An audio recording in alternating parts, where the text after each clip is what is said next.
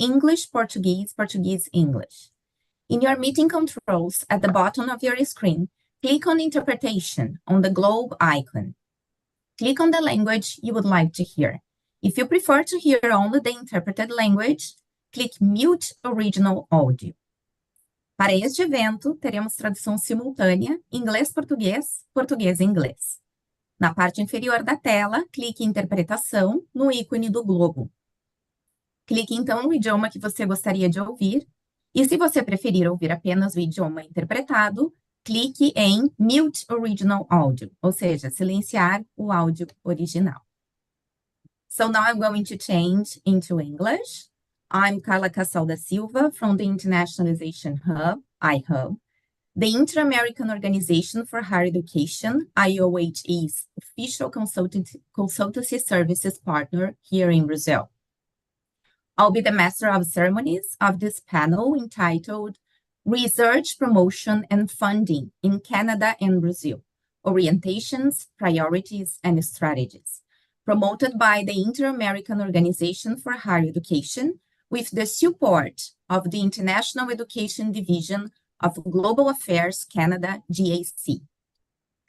This panel is the first activity of a series of events that are part of the Canada-Brazil Research Development Partnership that aims to promote bilateral scientific cooperation between Brazilian and Canadian higher education institutions. This event is being held via the Zoom platform for those institutions that have signed up to the program and will be taking part in all the activities planned in the project. However, we are also broadcasting as a webinar for our partners who are interested in participating as listeners. The chat function is available for you, the Zoom participants, to make comments or ask questions. We also encourage you to use this tool to introduce yourselves, the institution you come from, and your country of origin. We kindly ask you to keep your microphones on mute during the presentations, because after the presentations, there will be time for questions. Now I'd like to thank our guest speakers, Dr. Ted Hewitt, President of the Social Sciences and Humanities Research Council in Canada, Ms. Mano Barrubeshi, Vice President of the Association for Research and Technology, Social Sciences and Humanities Research Council, Canada, and Ms. Flávia Cerqueira, Advisor for International Cooperation at the National Council of State Research Support Foundations, or Conselho Nacional das Fundações Estaduais de Amparo à Pesquisa, CONFAP, Brasil. I would also like to thank other colleagues, professors, researchers, and everyone else who are here with us. Now, I would like to welcome David Julien, Executive Secretary from the Inter-American Organization for Higher Education, IOHE, for a welcome speech. David. Muito obrigada, Carla. Good afternoon, everyone. Bonjour à tout le monde. Muito boa tarde a todos. I will speak in English. I'm speaking today from University of Montreal campus on the Kanien'kehá:ka territories, where we pay our tribute to the ancestors that allow us to work, and we hope that their work will inspire more collaboration and wisdom in this research collaborative project. It is my pleasure to see friends and colleagues both in Canada and Brazil for this bilateral project. Some of you might know the story. This all started last year when we were, many of us were together at the Conference of the Americas on International Education. There was a high-level delegation participation from Brazil. We were lucky enough that on IOHE board in the previous cycle was Denise Pires de Carvalho, the current CAPES president and ex-secretary of higher education in Brazil. She was rector da Federal de Rio de Janeiro for a moment and was sitting on our board. So when she took office for the government, she said, Cuando Brasil volta, volta. So when Brazil is back, we're back. And this is a sign. When we were with the Canadian authorities in Las Vegas, Nevada last year for CAIE, everyone felt that, yes, Brazil was back, and there was this intention of pushing forward the bilateral agenda, specifically going beyond mobility, but really entering into research collaboration structures. So really this is where we kind of shaped up this project. So I would first like to start by thanking the International Education Division from Global Affairs Canada for their support, for their moral support and confidence, but also for the financial support that will allow us in turn to support your efforts in joining the mission to Brazil. We know that Brazil and Canada have a lot in common when we look at our landscape, when we look at our territory, and when we look at our field of activities and research, agro-food,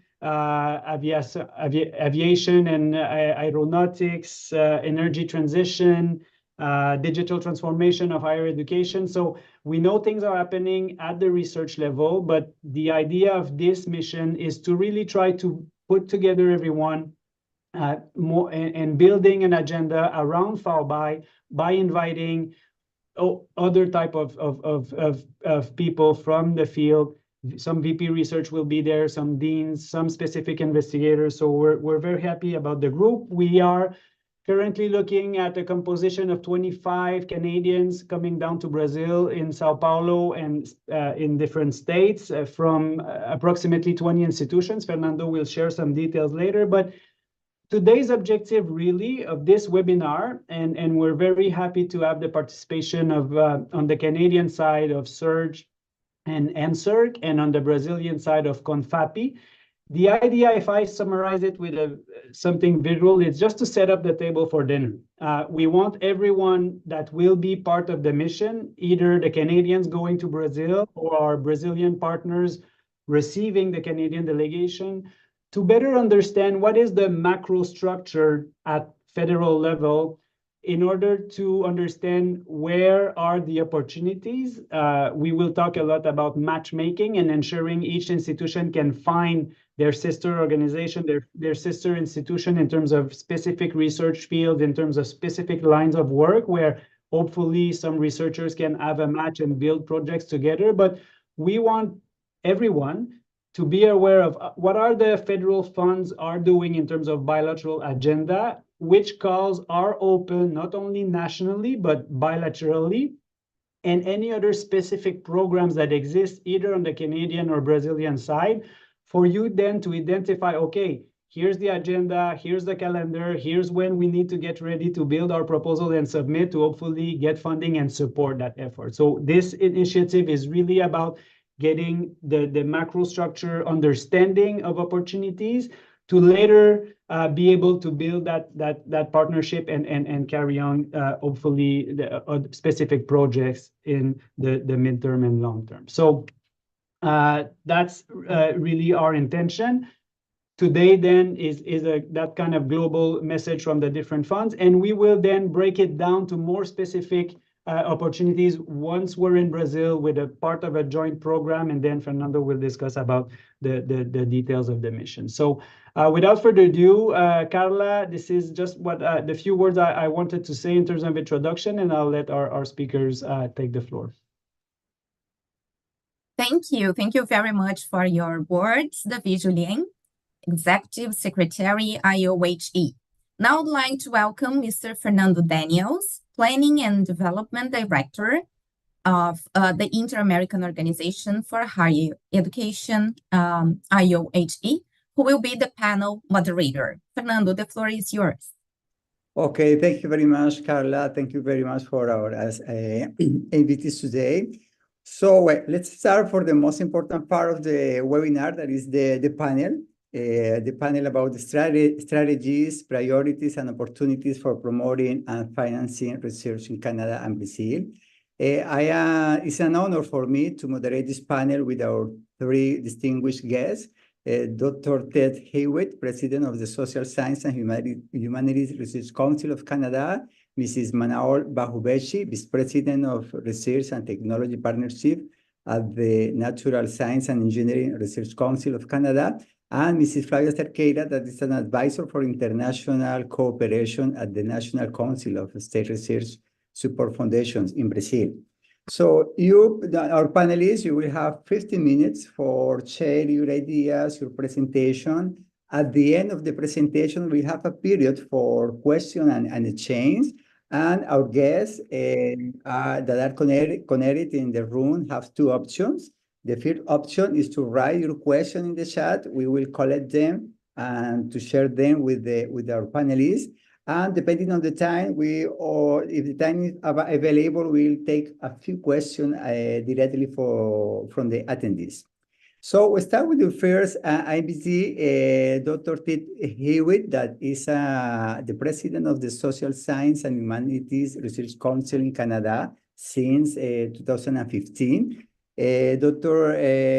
Hewitt was also Vice President of Research and International Relations at the Western University in London, Ontario, where he has been Professor of Sociology since 1989. Dr. Hewitt has a close relationship with Brazil. He was a public policy scholar at the Brazil Institute of the Woodrow Wilson International Center for Scholars in Washington, D.C., and in 2018, the Brazil Minister of Foreign Relations named Dr. Hewitt as a Grand Officer of the Order of Rio Branco. That is one of the highest levels of merit in this country for his many years of fostering bilateral business and research partnership between Brazil and Canada. Dr. Hewitt's current research focuses on national and international innovation systems with emphasis on the role of universities, industry, and government in promoting economic prosperity in Latin America and beyond. He is currently the co-chair of the Canada-Brazil Joint Committee for Cooperation on Science, Technology, and Innovation, and a member of the board of the Brazil-Canada Chamber of Commerce. So, Dr. Hewitt, thank you very much for being with us today, and the floor is yours. Thank you, Fernando. Bonjour tout le monde. C'est um prazer d'être ici aujourd'hui. Boa tarde, colegas. Que prazer de estar aqui com vocês. I'll speak primarily in English, but certainly happy to answer questions in Portuguese or French as we move along. As Fernando said, I happen to run a funding agency in Canada, but I've been for most of my career Brasilianista. So I've been studying Brazil for a long time and have built up over the years many solid connections with colleagues in Brazil. There are three things I wanted to talk about today. And basically, as David had said, more to set the table as opposed to give you strict up detail on where you would go to seek funding to do work in Brazil. I'm going to give you some directions and how these things work. And of course, Manal is going to help me with that when I'm done and talk a bit more about opportunities from her world. But it should give you a good sense of what's there and what's not there and how you would get at that. One of the things I would say is, having spent basically all my adult life studying Brazil as an academic, is that in most of that time, it was not easy to find money to do international work or to seek international collaboration and to find funding for that. I was supported by SSHRC, certainly for travel. I received support from IDRC many years ago. But for the most part, that was just for me. It was near impossible to fund collaborative work or to be able to provide support to my colleagues in Brazil with whom I was working. So things have changed a lot in recent years, and this is why I want to speak with you today to explain how things are working. So three things I want to talk about. One is the joint committee that Fernando had mentioned and its importance to this whole venture. Secondly, I want to talk a bit about SSHRC, SSHRC, and the programs that we have and how they can promote collaboration. And then thirdly, I want to talk about some of the tri-agency funding programs that we've created that strongly support international collaboration in different ways, which I'll explain. And then that will open the door for Manal to clean up everything I've missed and to talk a bit about the things that are happening at NSERC and elsewhere. So first of all, the joint committee is an important body that was established in and around 2012. It consists, at least in its original conception, of members from academia, from business, from government.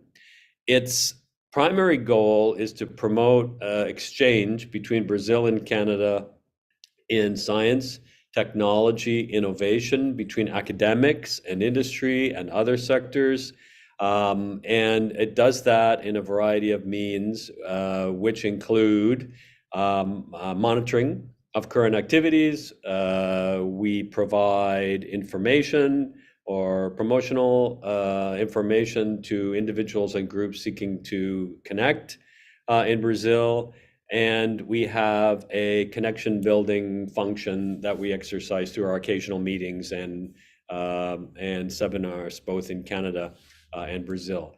There is a small funding component to this. It's called the Canada International Innovation Partnership Program, which is run by the National Research Council, which is primarily focused on supporting collaboration between industry and science and research institutions in Canada and Brazil. And I think its current budget is about $1 million. So it has not been the biggest source of funding to promote collaboration between the two countries. The Joint Committee is set to meet again in the fall in Brazil. Certainly I'll be talking quite a bit about the initiatives that certainly you are working on here today, and some of the other things that are happening between Brazil and Canada. And that has accelerated, I think, as David was saying, when Brazil, quando Brasil volta, volta, assim, there's a lot of activity that's happening, a lot of interchange. There's a lot of things that are working to promote greater interchange every day. And I think this is a very, very good development. So that's the JSTCC, as we call it. And it serves as a kind of umbrella oversight group for all of these kinds of activities that potentially involve research and collaboration in research and innovation and science. So the funding agencies in Canada also support research, as you know, and they support collaborative research in some interesting ways. I would not say or tell you that they are a ready source of funding if you are located in Brazil and you are looking for research funding, or you are looking for ways to collaborate with Canadians directly from Brazil. On the other hand, they provide, in fact, very good sources of funding for collaborative activities so long as they are led by Canadians.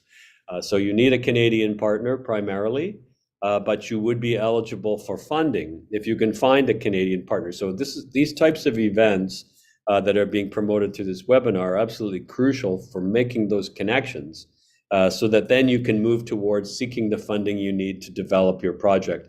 And they cover all of the disciplinary areas. So SSHRC is one example. We have at SSHRC a long-time policy where we will fund international co-applicants in all of our programs except for one, which is called the Insight Grants Program. But for all of our other programs, you can apply with a Canadian applicant and you can be funded to do research in Canada and Brazil, or wherever the research is being located through mechanisms that we have developed. So this is an important opportunity to be able to secure funding to promote collaboration. Some of them are very large. We have partnership grants that involve Brazil, $2.5 million or more. And whatever funds are required to carry out research in Brazil, or whatever funds are required by the Brazilian partners to help carry out that research, are covered through the grant, through university to university transfers, which are permitted. We also participate in special programs with Brazilian funding agencies. I would say particularly at this moment through FAPESP, because FAPESP has the longest history and the greatest ability in terms of resources to participate in those events. But we have had conversations, Nicole, with the CONFAPI to try and expand out some of that participation to other funding agencies in other states. I've had many conversations with with Paraná, with Minas Gerais, with Rio de Janeiro, to try and get them more involved in some of our joint programming initiatives. One of them we call the Transatlantic Platform, which is a program that we set up with FAPESP and funding agencies in the US and Europe to promote research that involves or focuses on issues that cross the Atlantic. So that's something to look. I'll put some of the websites up for these so you can check, but there we encourage teams, the formation of teams across 2 or 3 countries, and that funding is then distributed across those teams to do that work. So that's another kind of funding opportunity that we have that is different from the eligibility programs that we have in place for Brazilian or other international co-applicants. We also have some tri-agency funding programs. There are a number, I won't name them all. I'll give you a website for that. One of them is called the New Frontiers in Research Fund. It has a small grants program and it has a large grants program.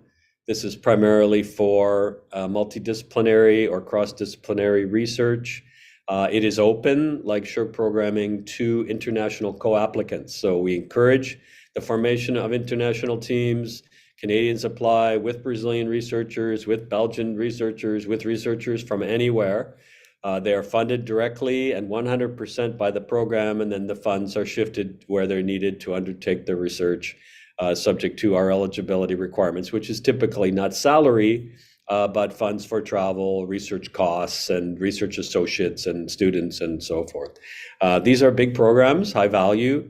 They're very prestigious.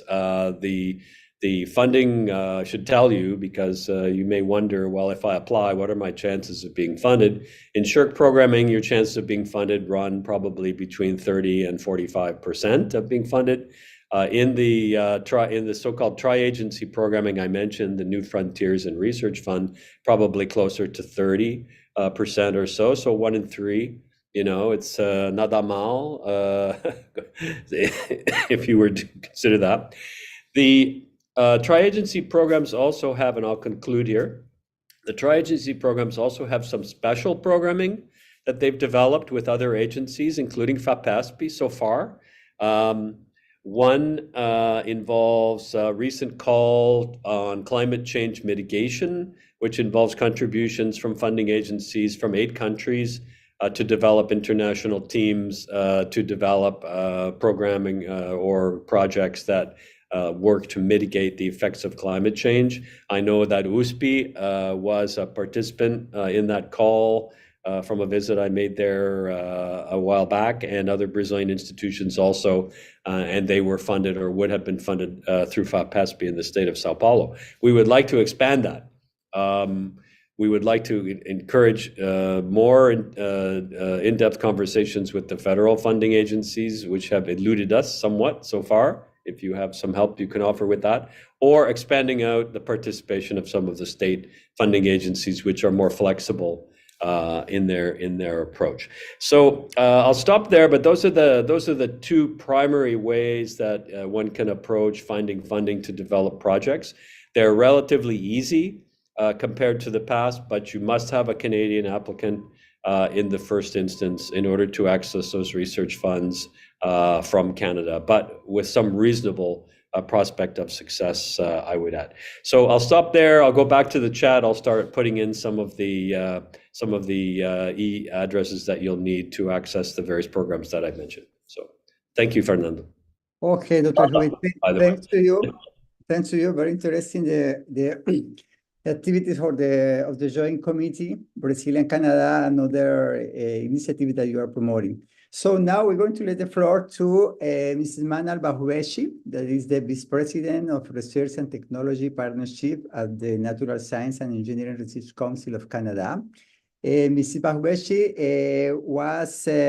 joined the Natural Science and Engineering Research Council in October 2020 as an Associate Vice President of Research Partnership, and she has guided the expansion of the strategic partnership and the launch of the Natural Science Alliance Programming in support to the Government of Canada National Quantum Strategy. Prior to join the Natural Science Council, Mrs. Manaul's career in the Federal Public Service focused on science policy. She was the director of Granting Agency Policy and Programs at Innovation, Science and Economic Development Canada, where she managed the relationship with the granting agencies, advancing significant initiatives such as the Fundamental Science Review, the new budget investment for the granting agencies, and the creation of the numerous 3 agency program. Mrs. Manaul has a master's degree from the Norman Paterson School of International Affairs at Carleton University. Mrs. Bahubeshi, thank you very much for being with us, and the floor is yours. Thank you so much for that introduction and for the invitation to be here. I'm also joined by my colleague, Katie Wallace, who's the Director of Strategic Partnerships and a very important person to know in terms of facilitating collaborations with researchers supported by NSERC and our international partners. So I just have a presentation that I will go through relatively quickly. I think Dr. Hewitt provided a great overview in terms of the broader perspectives and the tri-agency. My objective here will be to introduce you a bit to NSERC and some of the opportunities and the avenues that we have for international research collaborations. So I'll move to the next slide, Katie, please. So in terms of a brief overview of NSERC, we're the granting agency that supports natural sciences and engineering research in Canada, the largest provider of grants and scholarships in the natural sciences and engineering disciplines. Our annual grants budget is $1.3 billion more broadly, and the numbers here show you sort of the scope of the kinds of research organizations and, of course, individuals and partners that we have support. In terms of the next slide and sort of just a brief overview with respect to our objectives when looking at international partnerships, certainly very much driven by the importance of sharing ideas and building connections across borders, and recognizing increasingly the complexity of the challenges that we're facing require international research collaboration. So very keen to support and foster research collaboration, and the elements that we look at, of course, are building new strategic international partnerships, providing also support for researcher-driven funding and support for international engagement, and promoting international initiatives both at a bilateral and multilateral level, and also how we can increasingly provide some leadership in global science policy initiatives. The next slide gives you a bit of a sense of some of the elements that we continue to be focused on and also driven by in terms of our engagement. Equity, diversity, and inclusion, of course, is an important element that we continue to build on as a pillar throughout how we support research. Research excellence, of course, looking at what that means in different contexts. Of course, implementing the DORA principles as well. And research security, which, if you have not heard, is also a really important part of how Canada is increasingly underscoring how we support and protect research, while ensuring that we are being as open as possible and still fostering international research collaborations, which continue to remain very important to us. But being more mindful of the importance of safeguarding how research is conducted and encouraged across collaborations, and also domestically within Canada. So in terms of the next slide, just wanted to give you a bit of a sense of the kinds of international engagements we have been fostering and supporting. NSF, National Science Foundation in the United States, has been an increasingly important partner with us. We've done some bilateral work with them, but increasingly have been engaged into the global centers on a multilateral basis. And they have, in the most recent example of that, have been expanding and changing the kinds of partners. So that, I think, is an increasingly important space for us. And SSHRC is also a partner in this important work. The Belmont Forum, which I understand Brazil is also a part of. And there's other elements with ANR in France, CNRS as well, and DFGA in Germany. And the kinds of areas that we've collaborated on across these partnerships have included quantum, AI, and that list continues. The NSF Global Centers has been focused on climate change. So really interesting and evolving opportunities that are broadening the scope beyond sort of the kinds of partners we've had more traditionally. So in the next slide going forward, giving you a sense of our programming and where there may be partnership opportunities. Alliance Advantage. So in NSERC, I work on the side of, as was noted in the introduction, research and technology partnerships. We also have another side of NSERC, which is discovery grants, an area of support that NSERC is very well known for. On my side, research and technology partnerships, our key flagship program is Alliance. Alliance has a number of different streams, and this is where NSERC supports more of the applied research in this space. Alliance does enable international partnerships through the grants that we provide to typically Canadian university researchers in collaboration with Canadian non-academic partner organizations from the private, public, and not-for-profit sectors. But foreign private sector organizations can be recognized for cost sharing when there's other Canadian organizations participating. And international collaborators can be included in the proposals. A slight distinction from SSHRC, I think, in that our funding tends to go to sort of Canadian domestic researchers. But while we foster and support international collaborations, we encourage those international partners to have their own dedicated funding. So the overview gives you a sense of the scope and scale. It's a pretty broad opportunity in terms of funding from $20,000 to $1 million per year for up to 5 years. So the more focused, in the next slide, you'll see our more focused offering with respect to international collaborations. We're very proud of this initiative. It's still developing and growing. It's something that we launched in the last couple of years. So Alliance International grants support Canadian university researchers working with leading international academics.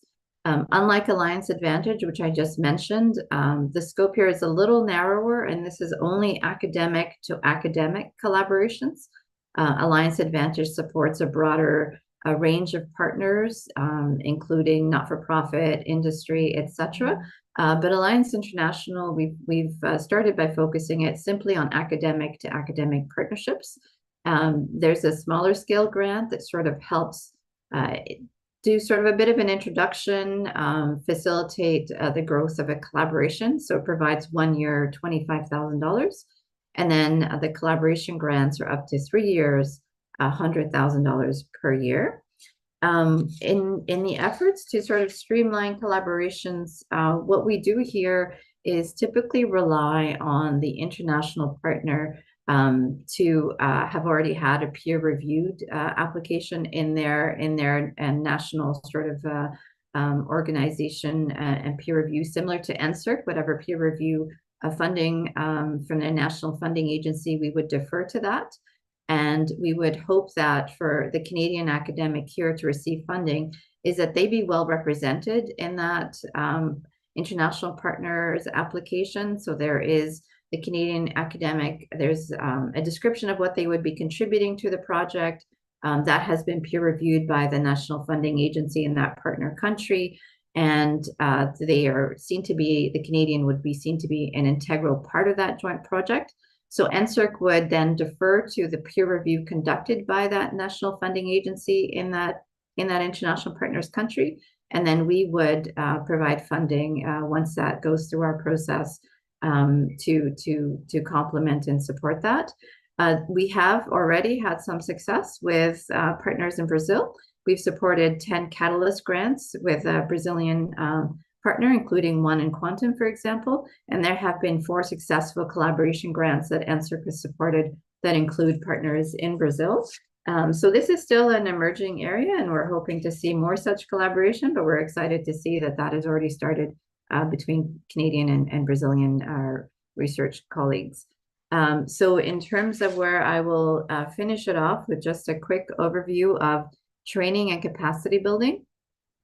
Through the grants that we mentioned, a significant portion of those go towards training emerging sort of researchers. When I say that, I mean research trainees, masters, PhD, postdoctoral fellows, for example. I think the numbers are upwards of 60 to 70% of each NSERC grants goes to supporting research trainees in that manner. It depends on the grant, but that's a rough estimate. In addition to that, we have direct talent awards for postgraduates, postdoctoral fellowships, and some of the tri-agency awards, the Canada Graduate Scholarships, the Vanier Canada Program, and the Bantings. Some of these are sort of limited to Canadians, but some are open to international applicants, whether studying in Canada, typically studying in Canada if they're international. So this just gives you a sense of those offerings also that foster international engagements and attracting and retaining talent on those sides. So I will leave it there and happy to address questions in the chat and later as guided by the moderator. So thank you. I know we went through that very quickly, but Katie's also joined me here. And of course, we're always happy to follow up after this session if other questions come to mind. Okay, thank you very much, Manuel. And thank you to our panelists. They are being very respectful of the time. So we will have extra time for the change question. So now let me switch into Portuñol. Fernando, if you allow me just one complimentary comment before to switch on the Brazilian side. Pour les collègues du Québec qui sont là, bonjour à tout le monde. On veut juste préciser que les fonds de recherche du Québec, FRQ, also have ont également des ententes bilatérales avec certaines des fondations des États que Flavia va expliquer maintenant. Donc, notamment, il y a un groupe d'une vingtaine de chercheurs qui sont en direction du Paraná les 10, 11, 12 avril et ils sont sur le point de finaliser une autre entente avec FAPESP. So, two of the state foundations are also in bilateral agreements with Fonds de recherche du Québec. So this is something also to take into consideration because it means that some specific bilateral calls will be open. So keep an eye on the radar. One is with Janice Bailey with Nature et Technologie. Another one is Macro FRQ with all the three funds. So, and this is the type of detail that will be part of the presentations once we're in Brazil to actually tailor it down to the specific Fundações de Estado, and now that Flavia will introduce. But I just wanted to specify that on the FRQ side and also specify, and I see Paulo Silva connected here, that the BCCC, the Brazilian Chamber, the Brazil-Canada Chamber of Commerce is also on board with the project, trying to link industry partners that have an interest in some specific fields of activity that are being complemented and bonified by research. So Paulo will be together with us. He's chairing the education committee of the BCCC. So definitely someone you want to be engaged with as well when we go down to Brazil. So just two little complimentary notes on the Canadian side, Fair, and we can carry on with the program. Thank you, David. Okay, perfect. So to finish this set of presentation, so let me introduce Profesora Flavia Cerqueira.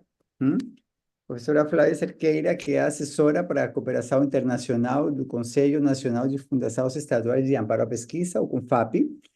Flávia é graduada em Relações Internacionais pela Pontifícia Universidade Católica de Minas Gerais, é graduada em História pela Universidade Federal de Minas Gerais, ela é mestre em Relações Internacionais pela University of Japan, e possui um MBA em Gestão Empresarial pela Fundação Getúlio Vargas, em Brasil. A professora Cerqueira está no CONFAP desde 2017 e coordena parcerias internacionais bilaterais com instituições de vários países, como Reino Unido, Suíça, Austrália e outros. Anteriormente, ela trabalhou na Fundação de Amparo e Pesquisa do Estado de Minas Gerais, a FAPEMIG, sendo responsável pela implementação da assessoria científica internacional e o gerenciamento de parcerias. Flávia, muito prazer de ter você hoje por favor, o microfone é de você. Obrigada, Eu vou passar a sua apresentação, é certo? Obrigada pelo convite, pela apresentação. Ela foi elaborada em inglês. Só um minuto que o Fernando vai colocar na tela. Ok, está olhando a tela? Sim, sim. Ok, perfeito. Vou passar em modo apresentação. Ok. Tá.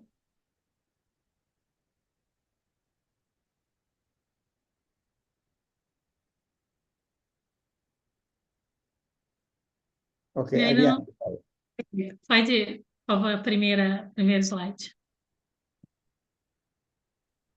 Esse slide possui o objetivo de apresentar, principalmente aos participantes canadenses, como é o sistema de ciência, tecnologia e inovação brasileiro.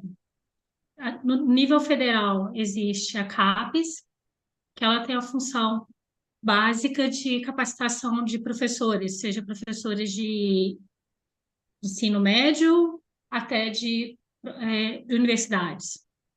Temos o CNPq, que ele está vinculado, a CAPES é vinculada ao Ministério da Educação, enquanto o CNPq é vinculado ao Ministério de Ciência, Tecnologia e Inovação, que já possui uma função de apoio a projetos de pesquisa.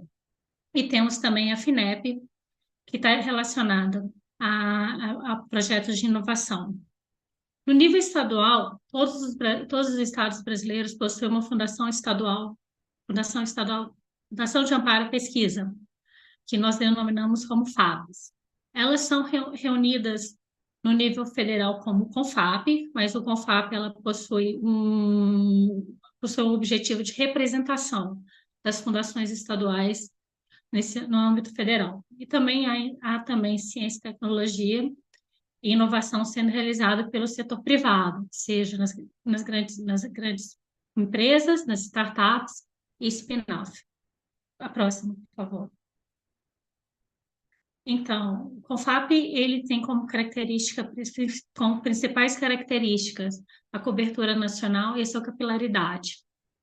Como eu informei, ela representa as 27 fundações estaduais. Atualmente, todos os estados brasileiros possuem uma fundação. A última a ser criada foi a FAPER, que é a FAP de Roraima. E o CONFAP em si foi estabelecido em 2006. Uma importante característica do CONFAP é a sua capilaridade. Ela possibilita que uma ação tenha um alcance nacional, que ela alcance todos os estados, reconhecendo as diferenças regionais. Nós mantemos, como as ações das fundações no âmbito estadual são parecidas com a da CAPES, CNPq e FINEP, há atividades em parcerias para que possa aumentar o número de pesquisadores contemplados. Em relação a parcerias internacionais, mantido parcerias com a Austrália, Estados Unidos, Alemanha, Itália, Suíça, Bélgica, Espanha, Colômbia, Reino Unido e União Europeia. Infelizmente, no momento, não temos parceria estabelecida com o Canadá, já tivemos algumas conversas, mas ainda não há, porém teremos interesse. Próximo, por favor. Essas são as fundações, são as 27 fundações, para vocês terem uma ideia. Próximo. A ideia de como é que é feito o apoio da FAP em relação à parceria internacional. No primeiro momento, o CONFAP assina um acordo de cooperação ou um memorando com o parceiro internacional que tem o objetivo de ser um acordo umbrella, um acordo guarda-chuva. Em seguida, o CONFAP e o parceiro vão elaborar e lançar uma chamada. Antes do lançamento, é verificado quais FAPs que possuem interesse em participar, e essas FAPs assinaram um termo de adesão. E cada FAP que apoiará a atividade, ela vai ser de acordo com as suas orientações e modalidades e pode publicar essas próprias orientações. É importante ressaltar que o apoio financeiro da atividade vem das FAPs, não é do CONFAP. Por isso, essa necessidade todos esses passos. essa verificação de quais FAPs vão participar. Próximo. Relativo a áreas prioritárias, o CONFAP, por meio das FAPs, o CONFAP e as FAPs, em suas atividades, elas possuem a missão de apoiar a pesquisa e a inovação em todas as áreas do conhecimento. Entretanto, há uma atenção em algumas áreas, como, por exemplo, ciências da saúde, STEM, meio ambiente, agricultura, biotecnologia, inteligência artificial. Todavia, essas áreas prioritárias, essa área de interesse especial, pode ser diferente de FAP por FAP. Isso vai depender da prioridade definida pelo Estado. Próximo. As atividades com parceiros internacionais apoiadas pelo CONFAP podem ser de 3 tipos, principalmente 3 tipos. A primeira é a mobilidade. Então, existem alguns tipos de chamadas com parceiros. Com o DAD, nós temos uma atividade para mobilidade de estudantes bolsistas de doutorado para a Alemanha, as UK Academies, que foi no escopo do Fundo Newton, programa de apoio à ciência, de colaboração de ciência e inovação do Reino Unido, no qual a mobilidade dos pesquisadores brasileiros ao Reino Unido era apoiada pelas UK Academies, enquanto a mobilidade dos pesquisadores britânicos para o Brasil era apoiada pelas fundações de amparo à pesquisa. Temos o grupo GCUB, qual nós apoiamos, com o GCUB, nós apoiamos a chamada dessa instituição, que é direcionada à vinda de estudantes estrangeiros para o Brasil, para programas de pós-graduação das universidades membros. Existe também o apoio, atividade com o Conselho Europeu de Pesquisa, que é a mobilidade de pesquisadores brasileiros para projetos multidisciplinares e de fronteira do conhecimento, financiados pelo IRC. E a mobilidade pode ser um item que vai ser financiado numa chamada de propostas. Próximo.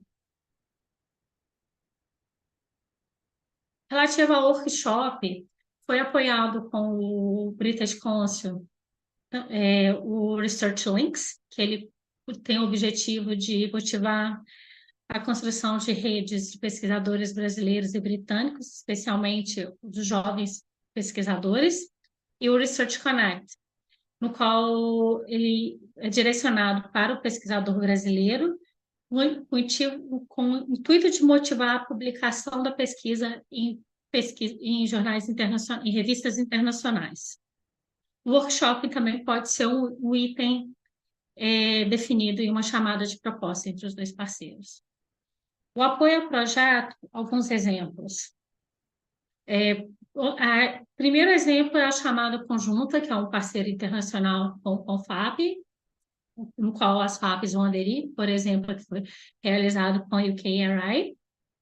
Com a Fundação Bill e Melinda Gates, o CONFAP apoia, quando eu falo as FAPs, ela apoia projetos de pesquisadores que foram com valor,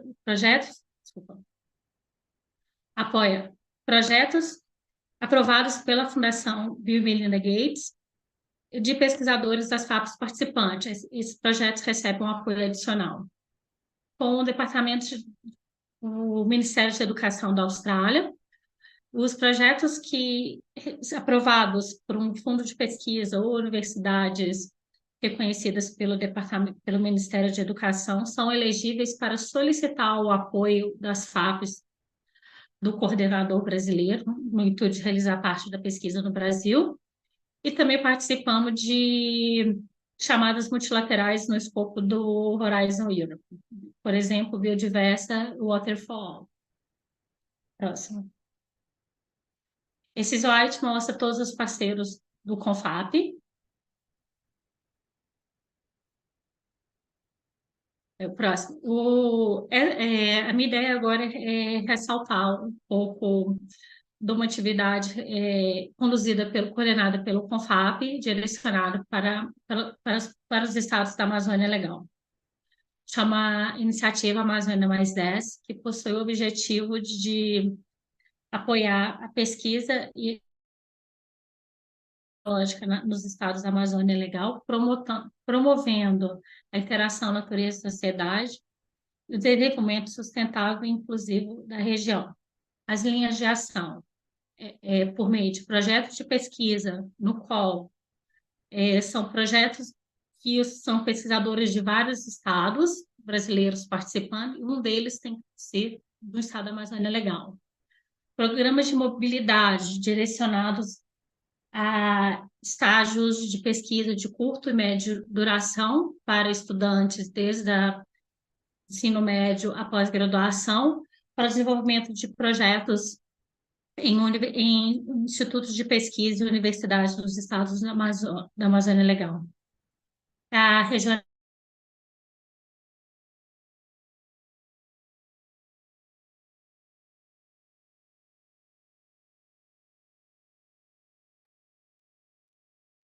Flavia, are you there? Sim.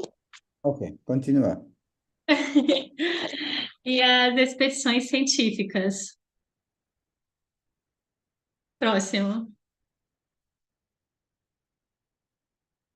Então, em 2022 foi lançada a primeira chamada, com a participação de 20 FAPs, que tinham como tópicos de pesquisa território como facilitador de infraestrutura e território como infraestrutura e logística que facilita o desenvolvimento sustentável numa escala multidimensional. Amazônidas como protagonista de conhecimento e apreciação da biodiversidade e adaptação ao clima, à mudança climática, e fortalecimento das cadeias de produção. Os principais requisitos dessa chamada tinha que envolver, cada proposta tem que apresentar pelo menos 3 pesquisadores de diferentes estados brasileiros, e um desses pesquisadores devem ser de universidade ou instituto de pesquisa da Amazônia Legal. Foram 39 projetos aprovados de 19 FAPs. E os projetos do estado do Pará, Amapá, Acre e Rondônia receberam bolsas de estudos do CNPq. Próximo, por favor. Atualmente está aberta a chamada de expedição científica, que ela financia, tem o objetivo de fornecer apoio financeiro para expedições científicas que busquem documentar a sociobiodiversidade e suas relações com a sociedade na Amazônia brasileira. O prazo para submissão de propostas é dia 29 de abril deste ano. Os participantes são 19 FAPs, do CNPq, e há um apoio internacional, que é do BILAT, da Alemanha, SNSF da Suíça, British Council e o KRI do Reino Unido. Pesquisadores que possuem vínculo com outras instituições, universidades e instituições de pesquisas, que são associados a pesquisadores brasileiros que provem a existência de fundos de apoio, são elegíveis a participar. Abaixo está o link para acesso à chamada. Algumas informações adicionais dessa chamada. Cada proposta deve envolver pelo menos 2 pesquisadores de diferentes estados. Um desses pesquisadores deve ser de um estado da Amazônia Legal. O pesquisador do estado da Amazônia Legal é responsável pela submissão da proposta no sistema do CNPq. As equipes devem incluir pelo menos um membro, não necessariamente o coordenador ou o principal pesquisador, o membro que ele tenha conhecimento do conhecimento tradicional relacionado ao território sobre a pesquisa, que pode ser povos originários, quilombolas ou de comunidades tradicionais. A inclusão deste membro deve refletir no projeto de pesquisa. A duração da proposta é de 36 meses. Não é obrigada a participação de pesquisador estrangeiro. O valor mínimo de cada proposta é R$400 mil, mas não existe um máximo valor a ser solicitado. E a contribuição das FAPs envolvidas em cada propósito deve ser proporcional ao esforço de pesquisa no equivalente ao Estado. Não existe nenhuma obrigação que por um match fund de todas as FAPs. Obrigada, esse é o meu contato, estou à disposição para tirar as dúvidas sobre o CONFAP.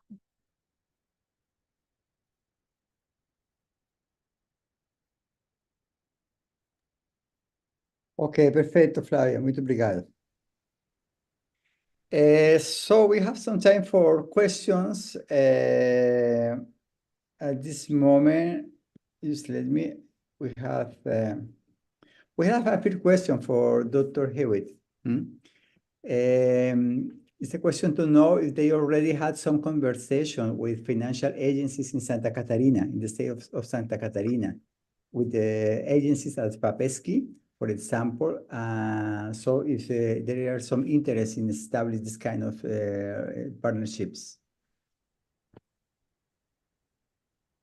Not yet. I have been to Florianópolis and to the Universidade Federal, Santa Catarina, but we have not had discussions around collaborative funding in the past. There certainly are projects that I'm aware of in computer science and IT and other areas, but there is no specific funding agreement between at least of the agencies that I'm connected with and anything in Santa Catarina.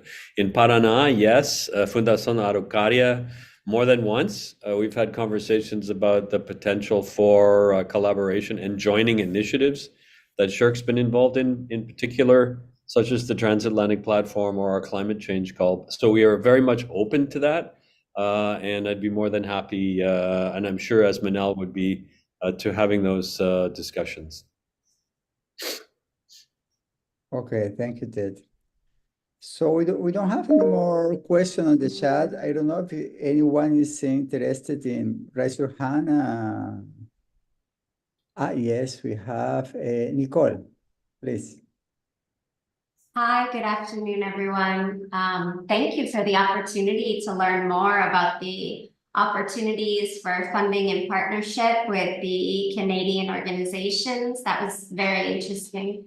I'm actually located here in Santa Catarina, and we would very much like to invite you all to come down and visit on Friday after FAUBI. And I wanted to respond to the question about FAPESCI at the moment. There is a call open for researchers. So it's not a terribly large grant, but for postdoctorates, you would be looking at 12,600 reais. So that would at the very least cover airfare. And then for people with their doctorate, you're looking at 7,800. So there are opportunities right now available for collaborating with researchers here in Santa Catarina. And I've been in touch with both Fernando and David to create a program that I think would be very interesting for you all, together with FAPESCI and UFSCI. I'm the president of the Chamber of International Relations for ACAFI. We're an association of 14 universities. So if you'd be interested in joining us, we'd love to have you. Thank you very much. Okay, thank you, Nicole.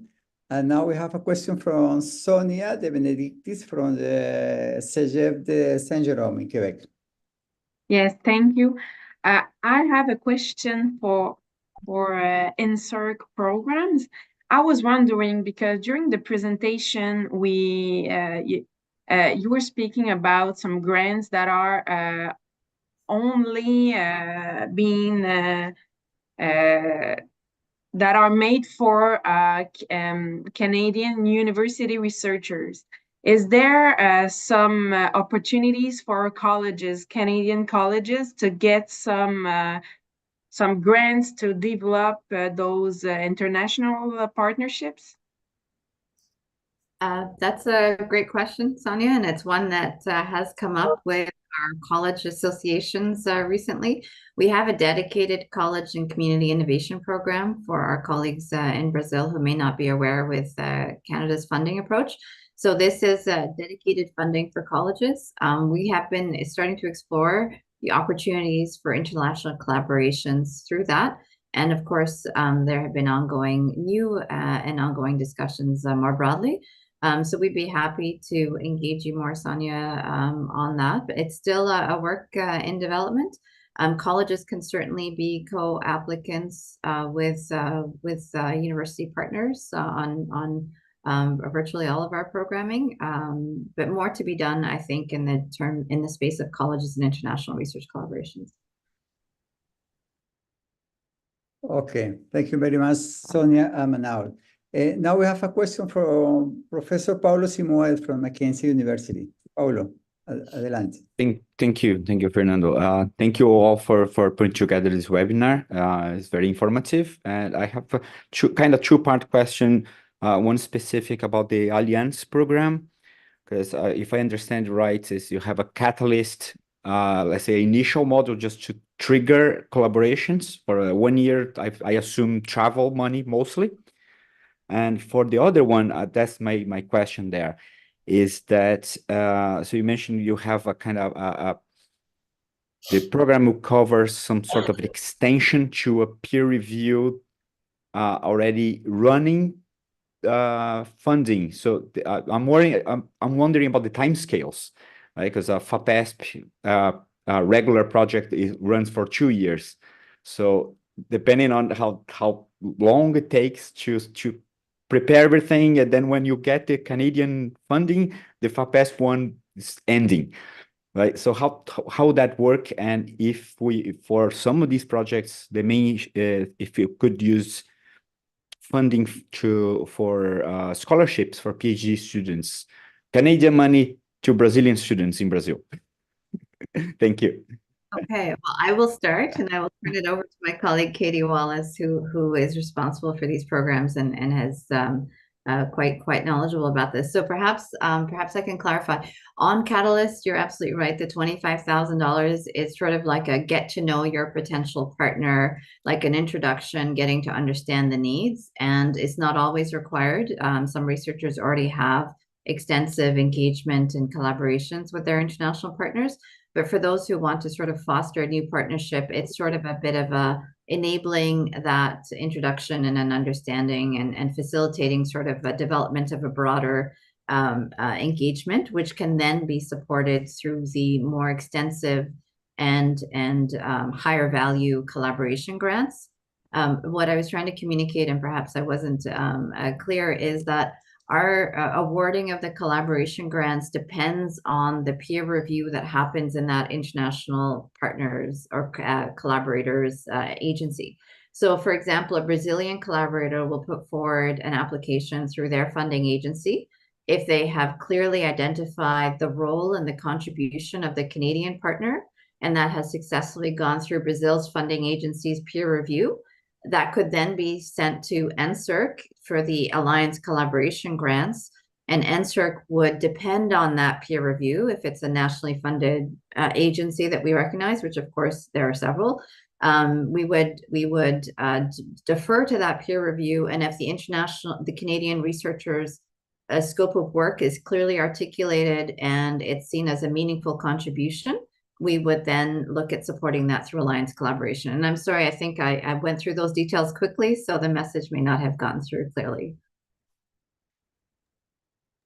Thank you. It's much clearer now. Yes, the standard kind of joint funding schemes that FAPESP runs. Yes, thank you. Thank you so much. And sorry, maybe I'll just jump in and add here. The Canadian member of the international team must submit their application to NSERC within 3 months of the notice of decision to the international collaborator. So that offsets maybe some sort of lag between the start dates of the project. Okay, thank you, Paulo, for your question. We have a question in the chat. It's from Capilano University in North Vancouver.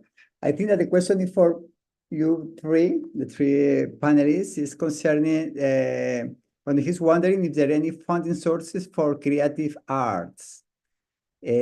or if the funding is limited to in artificial intelligence, biotechnology, climate change, and the other mainly themes that you raised during your presentations.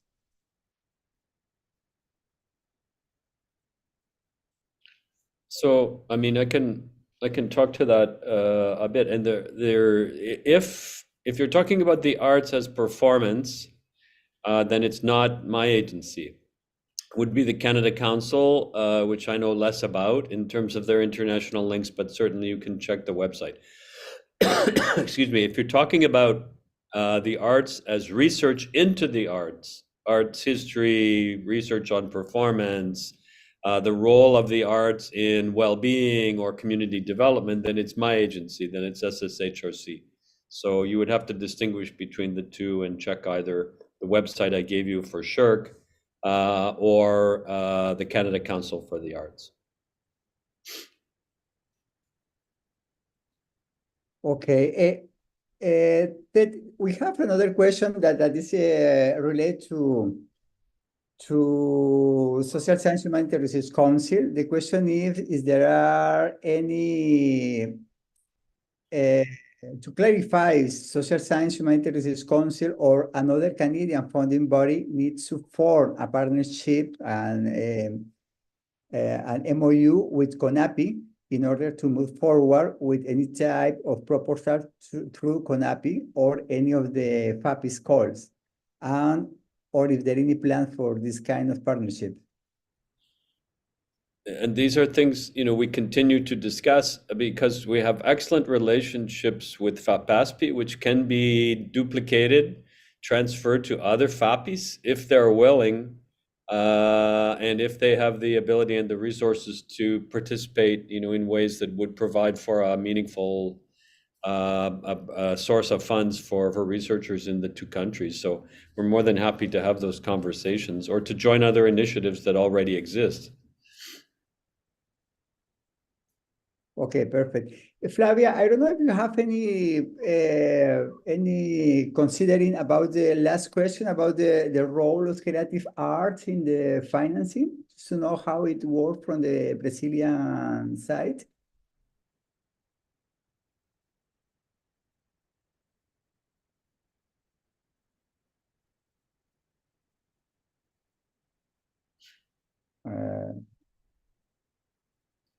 Yes. Sorry, I was in mute. COFAPI, through the FAP, is financing research in all areas of knowledge. The ones that I mentioned are the ones that usually has more interest in, but doesn't mean that doesn't have support for arts. But for international partnership, we need to have an international partner. We need to have a funding body in Canada to work with us to sign a memorandum of understanding, to launch a call for proposal, or define other kind of activity. Okay, perfect, Flavia. Thank you. So, Manuel, I think that you are part of the Natural Science and Engineering Research Council. So, but if you have any concerning about this support for creative arts. Sure, I can address that. So for NSERC, we only fund research in the natural sciences and engineering. We do have some flexibility where research kind of crosses different borders in terms of some social sciences, but predominantly natural sciences. In terms of creative arts, I think it would depend on the overall application, but as Dr. Hewitt said, I would defer to his distinction in terms of Canada Council for the Arts, SSHRC, and what we would do. So it's mostly natural sciences and engineering, but where there is some cross-disciplinary work, it's predominantly natural sciences and engineering, we would still fund that. Okay, thank you. So there is another question from Mr. Mohammad Buzara. Please open the microphone. Yes. Thank you, Fernando. Thank you for this meeting. I have a question for Manal about Alliance program. I want to know if we have, if the industrial partner came from outside Canada, I don't sure if we can apply to this program. For Alliance Advantage, Katie, can you jump in and address the details on that? Yes. So private sector organizations can be partners on our Alliance Advantage, in our Alliance Advantage program under specific conditions. For example, foreign companies, if they partner or include a Canadian company as well. We do also allow for multinational organizations as well to be partners on Alliance Advantage applications. There are specific conditions that apply, and so I can put those in the chat. Can't make a broad statement of whether or not yes or no. There are specific criteria that need to be met. For the Alliance International grants, industry partners, public sector partners, and not-for-profit partners cannot be part of the proposals. Does that answer the question? Yeah. Okay, thanks. Okay, thanks. We have a question in the chat that I suppose that is addressed to Flavia, is concerning what are the possibilities for colleges in Canada to obtain funding in collaboration with the Institutos Federais. The Federal Institution of Brazil in Brazil are eligible to request resource from the state fund agencies. So if they are eligible for the Canadian financial agents, they are eligible to submit a joint proposal in a future call for proposal. Okay, perfect, Flavia. Thank you very much. So we would like to show you briefly the next step of the mission. As you know, we are at this moment performing a matchmaking methodology. So most part of you send your questionnaire. Thank you very much for participating in the survey. So we are currently analyzing the questionnaire. The main objective is to establish what are the best partnership and to guide also the possibilities for the technical visit that we are going to perform in Brazil. So we will have the preliminary results in this week, and we're going to program the first matchmaking meeting for the next Wednesday, April 3. Yes, at the same time, we're going to keep the same time just to make more easy the agendas. We know that it's a last minute convocation, but this is very important at this moment because the result of the matchmaking will provide us what are the best partnership that could be performed. But we need to validate this information with you. It's why we are programming this next meeting for the next week in order to establish, to be sure that what the results of the matchmaking are conform with your expectation. And with this result, we can define what are the visits to be performed. So we're going to send you an email with all the information about this, an email today. But this is the next step. And then we're going to perform the next meeting will be in Sao Paulo. During our meeting in Sao Paulo, we have, as you know, 24 to 26 Sao Paulo. So 24 is in 24 to 26 in Brazil. So 24 is the meeting that is at the end of the conference of OBAI. 25, we're going to have a meeting in Mackenzie University in the morning, and in the afternoon, we're going to have to start the visit. So the people that stay in Sao Paulo are going to start the visit in Sao Paulo, and the people that are going to travel to other states or cities in Brazil. So we're going to coordinate for the flights, and usually the visit will be held on Friday, and we expect that you are coming back to Sao Paulo Friday night or Saturday morning. So we're going to send you an email just to wrap up this information. Yes, and we have with us Carla that are coordinating the matchmaking methodology. So she's going to support us in the next meeting and in the following activities. So we think that it's okay for the question. We don't have any more questions. So we are to the closing word. I give the floor to David Julian. Please, David, for the closing remarks. Merci, Fernando. Well, first of all, I'd really like to thank Ted, Manal, and Flavia for their contribution. I think, yes, table is set, so we'll move to dinner very soon. A few complementary remarks. There were a couple of questions regarding the technological schools, and we know we will have some out of the 25. I think we have 5 or 6 representatives on the Canadian sides from either some CEGEPs in Quebec or some colleges and CICAN members in the rest of Canada. So that will, I can guarantee that I was in Brasilia last week. We spoke with CONIF, and CONIF is the National Association of Institutos Federais. They will be part of the activities in Sao Paulo. So we hopefully can then identify a potential line of work where CONIF can facilitate on that question of possible funding and some FAPIs being available for supporting EFs or applied research and technological schools. So that kind of matchmaking level will happen for those who are in CEGEPs or colleges.